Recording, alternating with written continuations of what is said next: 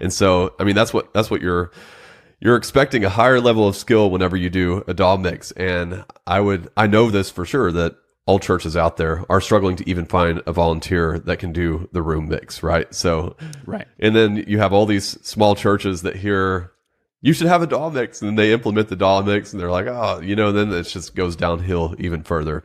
But I'm kind of wondering though, since you've done both, I think you're the first person I've got to talk to that went from bus to DAW back to bus. Since you've done both, is there anything that you actually miss from the DAW days?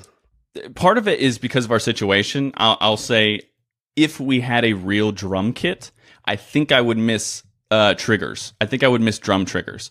But as one of the things that kind of made more sense to go with the bus mix was because of our drum kit. We have like the Pearl Mimic Pro, or whatever that drum module is.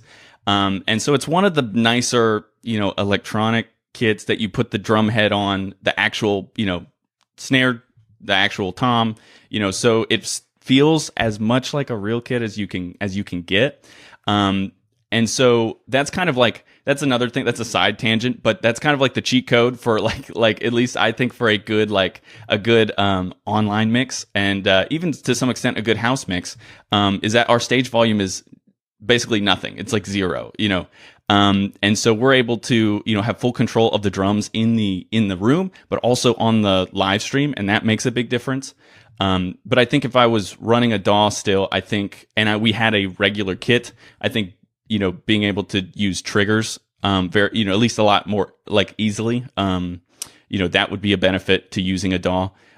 You can still do it with a bus mix, but it's just a lot more to kind of deal with, and it's probably not worth the hassle most of the time.